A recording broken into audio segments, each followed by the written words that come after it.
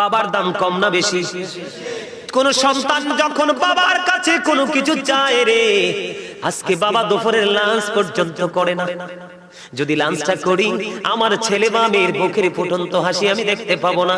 আমি যখন ঘরে ফিরবো, বাবা বলে সে পায়ে জড়িয়ে ধরবে। আমি কি করব?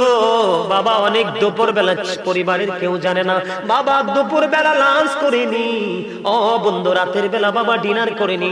সন্তানের আশ পূরণের জন্য সন্তানের প্রিয় জিনিস ঘরে নিয়ে ফিরতে হবে, কারণ বাবার স্বাদ আছে কিন্তু সাধ্য নেই। কথা বলেন না কেন?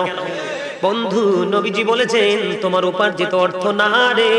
ও দাইম সাথীর যুবক, তোমরা সবাই শোনো, আমি আগেই বলেছি আমি তোমাদের শত্রু নই, বন্ধু হয়ে এসেছি বাঁচানোর জন্য। হ্যাঁ, আমি অনেকেই বলতে পারেন হুজুর বাবা মা তো একটু 19-20 করে। বাবা মা 19-20 হাজার বার করতে পারবে, কিন্তু বাবা মার বিচার করার অধিকার তোমার নাই। কারণ তুমি যে মেরুদণ্ডের শক্ত হাড় নিয়ে দাঁড়িয়ে আছো, যে হাড়ের উপর ভর করে তুমি বাবার সাথে তর্ক করছো, এই হাড়গুলোর উপর বন্ধু চামড়া, চামড়ার নিচে এই হাড় এবং চামড়ার মাঝেই হলো রগ, রগের মধ্যে হলো বন্ধু ব্লাড।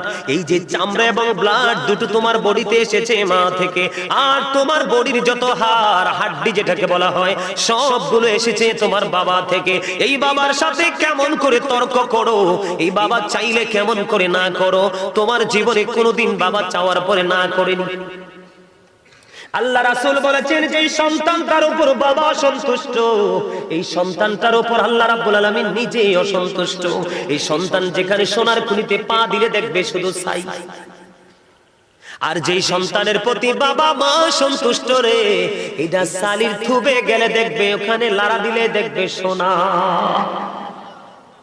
বলে হুজুর কেন বললেন? পৃথিবীতে থাকে বাবা মা কোথায় থাকে? কথা কয় না। বাবা মা কোথায় থাকে?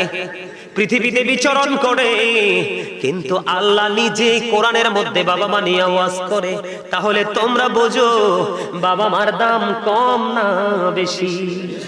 আল্লাহ রাব্বুল আলামিন বলতেছে ওয়াবুদুল্লাহ ওয়া লা তুশরিকু বিহি শাইআ ওয়া বিল ওয়ালিদাইনি ইহসানা। তোমরা আল্লাহর ইবাদত করো। কার করো? ওয়াবুদুল্লাহ। কার ইবাদত করবা? আল্লাহর ইবাদত করবা। আল্লাহর সাথে কোনো কিছুকে শরীক করিও না।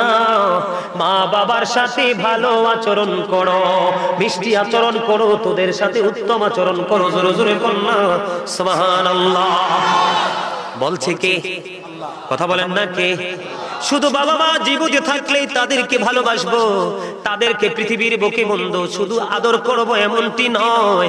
বাবা মা, মা বাবা চলে যাওয়ার পরেও তাদেরকে আদর করা যায়।